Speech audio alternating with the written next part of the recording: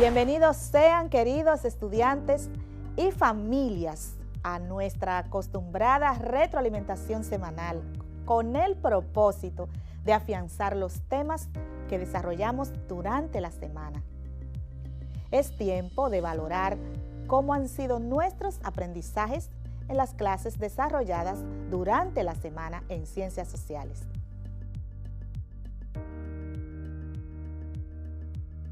Esta semana tocamos temas de mucho interés para todos, tales como la proclamación de nuestra independencia nacional el 27 de febrero de 1844, día en que nace la República Dominicana.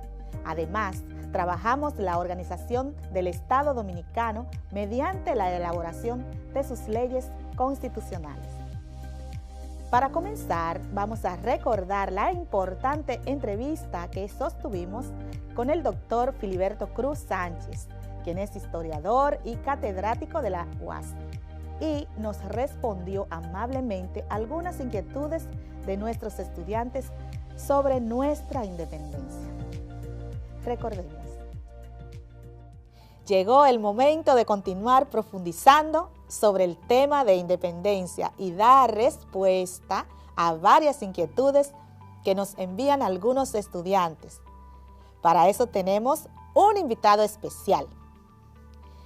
Démosle la bienvenida al doctor Filiberto Cruz Sánchez, historiador, periodista y catedrático de la Escuela de Historia de la Universidad Autónoma de Santo Domingo. Bienvenido, maestro, a este encuentro didáctico.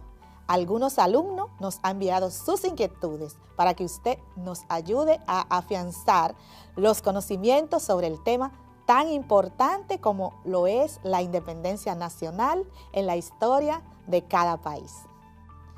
Bienvenido, Filiberto. Bueno, gracias Celestina Heredia por invitarme a participar en una de estas actividades que de seguro le vamos a sacar algún provecho a favor de los jóvenes dominicanos. Muy bien, pues de inmediato vamos a proceder a formular las preguntas que nos han enviado los estudiantes de diferentes lugares. Tenemos el caso de la alumna Eliani Mateo de Sabana Palenque. Ella envía la siguiente pregunta. Como historiador, ¿nos puede explicar un poco el por qué Juan Pablo Duarte debió ausentarse antes de proclamar la independencia? Ocurre que en el mes de julio de 1843, los trinitarios ganaron las elecciones municipales que se celebraban en la época de la ocupación haitiana. Y desde luego el gobernador militar haitiano de Santo Domingo le escribe al nuevo presidente de Haití, Charles Gerard, que invadiera la parte oriental de la isla porque el movimiento trinitario probablemente iba a triunfar. Ya de hecho había triunfado en este proceso electoral de 1843, en el mes de junio, quise decir, y desde luego esto era una amenaza latente, ¿verdad?, a la ocupación. Y el mes siguiente, en julio, Charles Gerard inició una invasión militar por la parte norte de lo que hoy es República Dominicana y avanzó desde el norte hacia Santo Domingo. En Cotuí apresó a Ramón Matías Mella y fue enviado preso a Puerto Príncipe, donde se pasó varios meses preso. Avanzó hacia Santo Domingo, a donde llegó el 12 de julio de 1843 y de inmediato se dispuso a una persecución feroz contra los demás trinitarios, entre ellos Duarte y Sánchez. Sánchez, por ejemplo, pudo evadir la persecución debido a que su tía María Trinidad Sánchez lo escondió en una especie de aljibe, en una especie de cisterna, ahora como la gente conoce más bien, y ahí pudo evadir. Luego Sánchez difundió la idea de que había muerto, organizó incluso un velorio, y sus persecutores se tragaron el cuento de que había muerto, pero estaba vivo.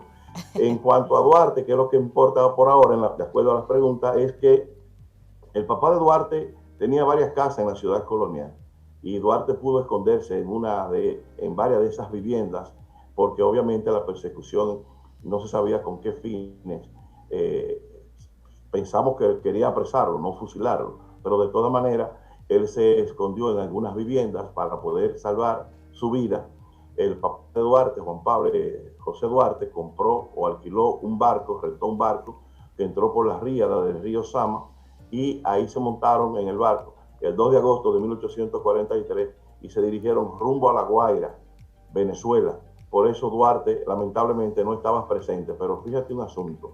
Estando en Venezuela, allí se pasó varios meses recaudando apoyo en armas y municiones, porque su plan era volver al año siguiente para llevar a cabo la tarea de la independencia que se había propuesto. Muy bien, la segunda pregunta la envía una estudiante de nombre Crismeli González desde el municipio de San Gregorio de Nigua. La pregunta dice lo siguiente: sabemos que casi siempre se habla más de Juan Pablo Duarte en la historia dominicana. Me gustaría saber, desde su punto de vista, cuáles fueron los mayores aportes de Matías Ramón Mella y Francisco del Rosario Sánchez a la independencia nacional, y que casi no han sido destacados en los libros de textos. Bueno, yo escribí una biografía, Mella, biografía de un prócer, donde yo destaco la vida de este extraordinario joven trinitario, que muy joven se integró al movimiento trinitario. Él no era tal vez un pensador, un maestro como lo era Juan Pablo Duarte, pero sí Mella se distinguió por ser un hombre de acción y por ser un hombre fiel. Fue un gran estratega, un gran organizador. Fíjate que nunca perdió una batalla. En todas las batallas que participó, en todas, desde la primera hasta la última, nunca perdió una batalla. Se fue invicto al cielo como un capitán de gloria y prestigio, y creo que fue el brazo armado del movimiento trinitario. Para usted, ¿cuáles fueron las batallas más importantes durante el proceso independentista? Bueno, se llevaron a cabo 11 batallas militares, desde la del 19 de marzo hasta la última que se llevó a cabo en Bel Air de Jabón. Todas fueron importantes porque en todos estos encuentros, escaramuza, batalla, porque entre los historiadores tenemos un dilema, un problema que no nos hemos puesto de acuerdo todavía en definirlas, si son batallas, escaramuzas, encuentros. Hay muchas contradicciones, pero en todos estos encuentros o batallas, el ejército haitiano fue derrotado por los dominicanos en todos los encuentros. Ellos nunca ganaron una, por tanto, no puedo sobreponer una sobre la otra. Tal vez las batallas de las carreras fueron muy importantes. Sobre la del 19 de marzo hay mucha controversia porque el personaje central de la batalla es Pedro Santana, y él es un personaje muy controvertido en la historia dominicana, y así por el estilo, pero todas fueron batallas importantes. Y el último de los presidentes haitianos que insistió en esa errada política de querer buscar una unificación forzosa de la isla, Faustin Soulouque, fue finalmente derrotado por Fabre Gefrard, y desde esa época jamás hubo invasiones militares haitianas en República Dominicana, afortunadamente. Gracias al Señor. Bien, otra pregunta que nos llega desde la provincia Monteplata, del municipio de Yamasá, del estudiante Reynold Vázquez de la Cruz.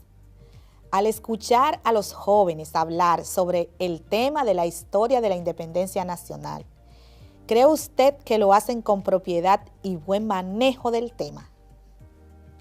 Bueno, yo soy profesor de Historia Dominicana en la Universidad Autónoma de Santo Domingo. Allí imparto docencia a los jóvenes que recién ingresan a la universidad, diríamos los bachilleres de recién ingreso a la universidad. Me encanta trabajar con ellos, pero lo cierto es que lo que he podido notar a lo largo de mis años en la universidad es que llegan con un desconocimiento muy desconcertante de la historia dominicana. Lamentablemente, esta es un área que hay que trabajarla con especialistas, con mucho amor, con mucho sacrificio, para que podamos cambiar la visión. A veces muchos medios de comunicación y mucha gente que escriben sobre historia, pero que no indagan lo suficientemente profundo, porque la historia es bastante complicada. La gente cree que es narrar y narrar. No, hay que investigar, hay que ir a las fuentes originales para uno poder elaborar una teoría sobre un aspecto, o varios aspectos, ¿verdad? De manera que yo creo que lo que estamos haciendo ahora, a través de estos medios, pues pueden ayudar bastante, siempre que se inviten a los especialistas a una mejor difusión de la historia dominicana. Bien, esa es la idea, ir tumbando mitos y fortaleciendo esos conocimientos. La siguiente pregunta viene desde Santo Domingo Oeste, del estudiante Elian González.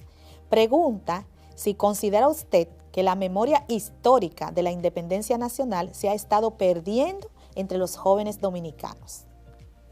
Bueno, la fecha patria del 27 de febrero es como la fecha líder, junto con la del 16 de agosto, ¿verdad? Que rememora la Revolución Restauradora, que son las dos fechas patrias que más se difunden en cada año en República Dominicana. Creo que es uno de los temas que la gente puede hablar con un poco de mayor propiedad, pero para no perder la memoria histórica, los profesores de historia tenemos que insistir con los jóvenes en las escuelas, en las universidades, sobre la lectura sistemática de la historia dominicana. No se puede tener un conocimiento aislado de un acontecimiento.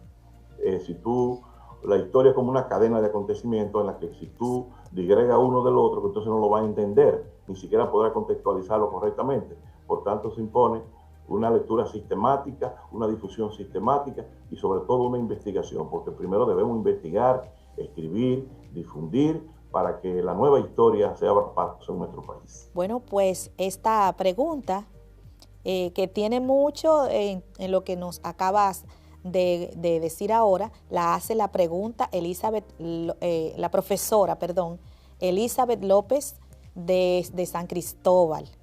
Ella dice, ¿qué sugiere a los estudiantes, a los docentes e instituciones estatales para el fortalecimiento de la memoria histórica? La respuesta que di anteriormente, Exacto. yo soy partidario primero de la investigación. Primero tenemos que investigar. El historiador que no investiga, el profesor que no investiga, obviamente va a repetir conocimiento a veces obsoleto de pasado en el aula, que no debe ser. El profesor tiene que ser un creativo, una persona que está constantemente sobre la materia, porque cada día aparecen nuevas teorías, nuevas indagaciones que hay que aprender. Entonces debemos estar constantemente, los que nos dedicamos al área docente tenemos que estar constantemente en investigaciones y tomando en cuenta que los lectores de nuestras investigaciones, los estudiantes que nos escuchan, merecen siempre tener a mano investigaciones frescas, renovadas. Por ejemplo, en el área de la historia, que debemos estarlas reescribiendo constantemente, porque a veces aparecen documentos que a veces cuando tú escribiste el artículo científico no estaba ese documento, pero luego ese documento tú lo lees y sabes, al artículo que escribí y publiqué anteriormente, debo darle un giro en esta parte o mejorar. Fíjate que no hay nada definitivo sobre el cielo, bajo el cielo. Por tanto, tenemos que estar constantemente actualizados, debemos darle seguimiento a nuestros jóvenes para que no se aprenda la historia como antes, de memoria, así, repetitiva, ¿verdad? Porque se ha demostrado que ese método no sirve. Tenemos que enseñarlo a pensar, a elaborar sus propias ideas, pero que esas ideas estén ajustadas a la realidad del pasado. No a toda la realidad del pasado, porque a veces se nos hace un poco imposible conocer todo el pasado, pero sí que estén las fuentes primarias y secundarias. Nosotros podemos enderezar muchos aspectos del pasado y por tanto sumergirnos en él como una expresión de lo que somos ahora en el presente. De muy buen contenido fue la entrevista con el doctor Filiberto Cruz Sánchez, a quien agradecemos nueva vez su participación con nosotros en la clase de Ciencias Sociales de quinto de secundaria. En nuestro segundo encuentro tratamos un tema muy interesante sobre los inicios de la Primera República, los desacuerdos políticos ocurridos después de la conformación de la Junta Central Gubernativa, donde conocimos sobre los conflictos surgidos entre los trinitarios y los afrancesados, cuyo resultado fue que se declaró a los trinitarios traidores a la patria y su expulsión del suelo dominicano por parte de Pedro Santana. Además, abordamos los momentos en que se inician los trabajos para la elaboración de la primera Constitución Dominicana, promulgada el 6 de noviembre de 1844. A partir de entonces tenemos un Estado organizado jurídicamente. Hemos llegado al final de la retroalimentación de esta semana. Espero que hayan podido afianzar los importantes temas que trabajamos. Hasta la próxima clase. Se despide su docente Celestina Heredia. Bye.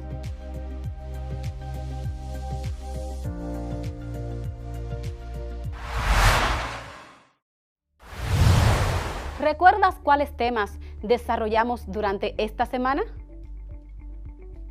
Espero que sí. Acompáñame a retroalimentar los contenidos trabajados.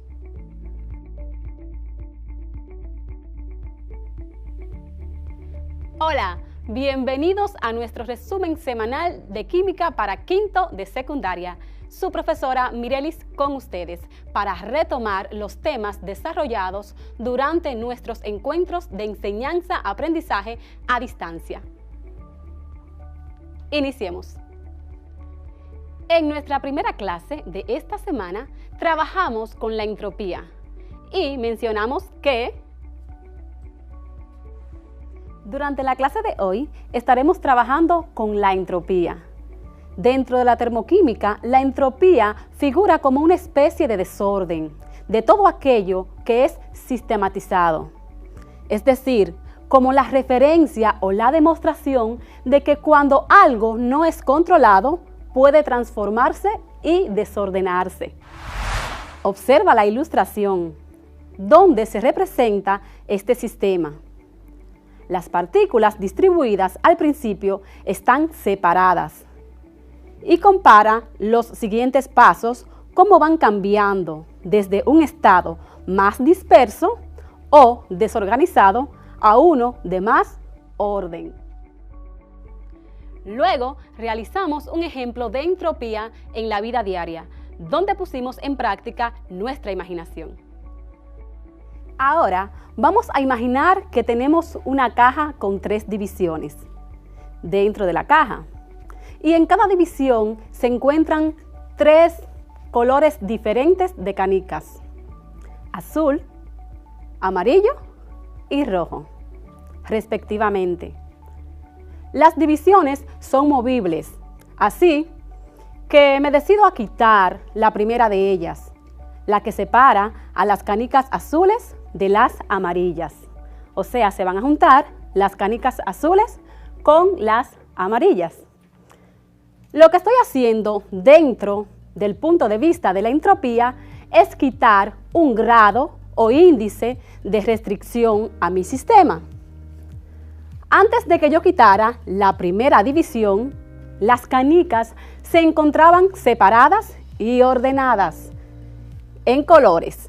En la primera división, las azules, y en la segunda, las amarillas. Y en la tercera, las rojas. Estaban restringidas dentro del sistema en cierto orden. Al quitar la segunda división, quito la segunda división, estoy quitando también otro grado de restricción. Las canicas se han mezclado unas con las otras, de tal manera que ahora no las puedo tener ordenadas, pues las barreras que las restringían han sido quitadas y todas se han mezclado. La entropía de este sistema ha aumentado al ir quitando las restricciones, pues inicialmente había un orden establecido y al final del proceso, en este caso, el quitar las divisiones de la caja, no existe orden alguno dentro de la caja. La entropía, en este caso, una medida del orden o desorden de un sistema o de la falta de grado de restricción. La manera de utilizarla es medirla en un sistema inicial, es decir, antes de remover alguna restricción, y volverla a medir al final del proceso que sufrió el sistema. Debemos de entonces medir cómo estaban las canicas en la caja al principio, cómo estaban en orden, y luego que remuevo las divisiones se mezclan todas y puede ser llamado estado de desorden. Es decir, que un alto nivel de desorden implica alta entropía y un bajo nivel de desorden, baja entropía. ¿Recuerdas el ejemplo de la habitación? Muy común en nuestro día a día, ¿cierto? Vamos a analizarlo otra vez. Tenemos una habitación ordenada, que representa un sistema inicial. Ahora bien, con el entrar y salir de la habitación, la desordenamos. Tiramos la ropa en los muebles, en la cama, cambiamos objetos de lugar, entre otras acciones. Hemos cambiado el sistema inicial y ahora tenemos un sistema final que es igual a una habitación desordenada. Si quieres colocar las cosas para que la habitación esté ordenada, te costará más o menos esfuerzo. Nosotros decimos trabajo, en función de lo desordenada que acabará la habitación. Mientras más desordenada esté la habitación, implica que necesito más trabajo para volver a ordenarla, es decir, volver al estado inicial. La habitación al principio tenía muy poca entropía, ya que estaba bastante ordenada, pero después del proceso pasó a estar desordenada y aumentó la entropía. Cuanto más ha variado el sistema inicial de la habitación ordenada, más esfuerzo me costará volver a ese estado inicial. Ahora tengo más entropía en la habitación o más desorden. No solo es más difícil volver al estado inicial, cuanto más lo desordeno, sino que además tendremos menos posibilidades de volver al sistema, en este caso la habitación, al estado inicial. Incluso pudiera ser que nunca lograra volver al estado inicial de hipotético orden de la habitación, o sea, que la habitación no quede igual de ordenada que al principio. Si esto ocurre, decimos que el sistema es irreversible. Los estados irreversibles aumentan la entropía. Los estados que hemos cambiado mucho o se han desorganizado bastante tienen mucha entropía. Seguido de esto, explicamos en qué consisten los sistemas irreversibles, relacionándolos con situaciones de la vida diaria. Podemos decir que si un sistema experimenta un gran aumento de la entropía en el proceso de cambio, el sistema se vuelve irreversible. Veamos y escuchemos algunos ejemplos. Cuando rompemos un plato, el plato roto tendrá una gran entropía porque es irreversible. Ya no podremos dejarlo como estaba al principio. Del plato nuevo al roto se experimenta un gran aumento de la entropía. Freír un huevo es otro proceso irreversible. Otros sistemas irreversibles son cuando la barra de las verjas se oxidan y cuando se quema un papel. Luego explicamos en qué consisten las propiedades de los gases. Veamos y escuchemos algunas de ellas. Los gases se adaptan a la forma y volumen del recipiente que los contenga. Un gas, al cambiar de envase, se expande o comprime, de manera que ocupa todo el volumen y toma la forma de su nuevo envase, por lo que los gases no tienen forma ni volumen definido. Se dejan comprimir con facilidad. Al existir espacios intermoleculares, las moléculas se pueden acercar unas a las otras, reduciendo su volumen cuando aplicamos presión o cuando apretamos. Se dilatan fácilmente. La energía cinética promedio de sus moléculas es directamente proporcional a la temperatura aplicada. Al aumentar la temperatura, los gases se expanden. Se difunden fácilmente.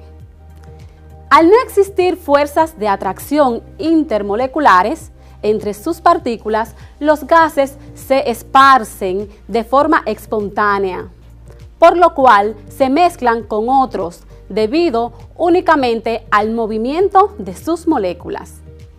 Por ejemplo, el aroma del café del vecino que nos llega de vez en cuando. Cuando te pones perfume, el aroma se esparce. El humo que desprenden los automóviles en circulación. El humo de las chimeneas de las industrias. El mal olor de un alimento en descomposición dentro de la nevera o fuera.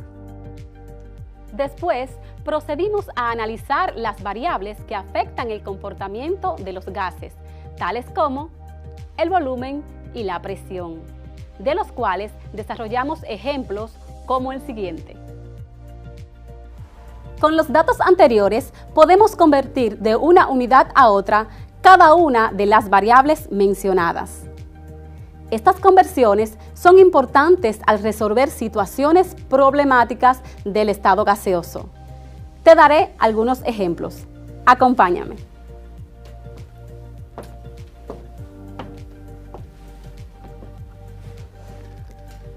Tenemos la siguiente problemática. ¿Cuántos milímetros de mercurio equivalen a 3 atmósferas?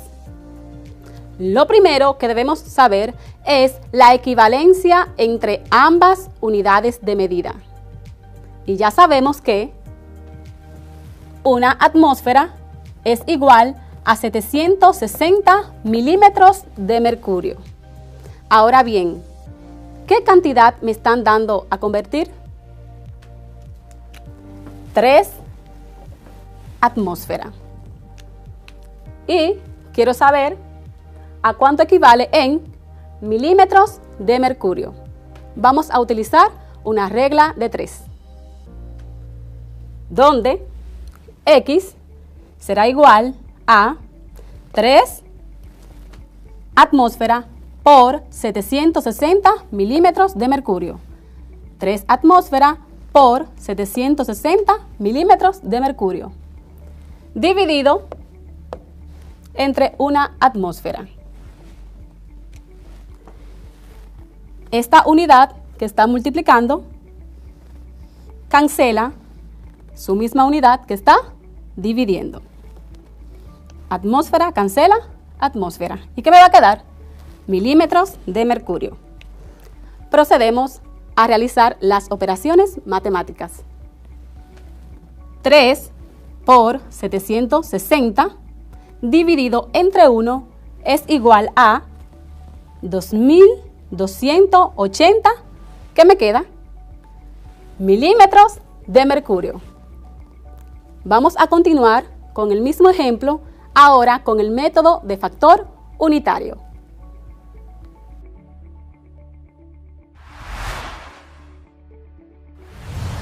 Ahora aplicaremos el método de factor unitario para resolver nuestra problemática.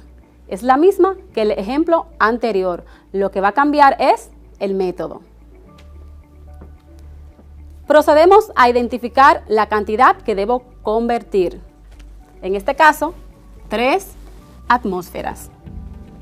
Y la debo convertir a milímetros de mercurio.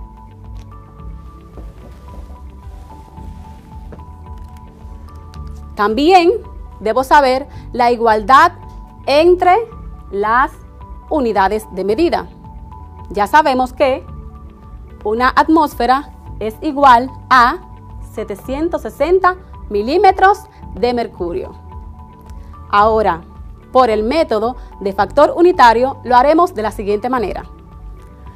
Primero, debemos colocar la cantidad que voy a convertir, que es 3 atmósferas. Abrimos paréntesis y procedemos a colocar la equivalencia entre las unidades de medida. Una atmósfera es igual a 760 milímetros de mercurio. Oh, profe, ¿y por qué tengo 760 milímetros de mercurio primero? Arriba. ¿Por qué?